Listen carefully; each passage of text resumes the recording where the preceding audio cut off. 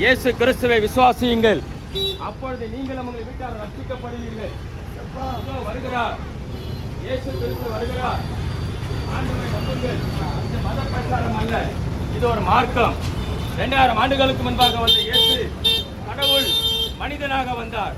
இதோ உங்களை நேசிக்கும்படியாய் இந்த இடத்திலே இதோ கர்த்தருடைய வார்த்தை வருகிறது. இயேசு கிறிஸ்து உங்களை நேசிக்கிறார். இது மத போதகம் அல்ல, இது மார்க்கம். நம்முடைய பாவங்கள், நம்முடைய நோய்கள் இயேசு சிலுவையிலே சுமந்தார். இயேசு கிறிஸ்து ரத்தத்தை சிந்தினார். எல்லா மனிதருக்கும் பாவம் என்பது, அந்த பாவத்துக்கு பரிகாரம் என்ன? மரணம். இந்த மரணத்தை இயேசு சுமந்தார் நமக்காக.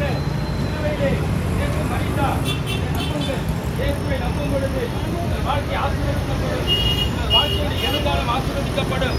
கர்த்தர் உயிரோடு கூட இருக்கிறார். மீண்டும் அவர் வரப்போகிறார். கண்கள் யாவும் காணப்போகிறது. இயேசு கிறிஸ்துவின் பெயர் வானத்திலும் பூமியிலும் அதிகாரமுடைய ஒரே பெயர். அந்த பெயருக்கு நிகராய் இந்த உலகத்தில் எந்த பெயரும் இல்லை, எந்த ராஜாவும் இல்லை, எந்த மன்னனும் இல்லை, எந்த ஜனாதிபதியும் இல்லை. அவர் ஒருவரே மெய்யானவர். அவர் மீண்டும் வரப்போகிறார். அந்த வருகைக்கான அடையாளங்கள் இந்த சுவிசேஷம் பிரசங்கிக்கப்படுகிறது. இயேசு கிறிஸ்துவின் வார்த்தைக்காக கர்த்தரை நீங்கள் நம்பும் பொழுது உங்கள் வாழ்க்கை ஆசீர்வதிக்கப்படும். உங்கள் வாழ்க்கையிலுடைய எல்லா பிரச்சனைகளும் மாறும். நோய்கள் சுகமாகும். உங்கள் பாவங்கள், உங்கள் கண்ணீர்கள் எல்லாவற்றையும் இயேசு கிறிஸ்துவே அவர் நீக்க வல்லவராக இருக்கிறார்.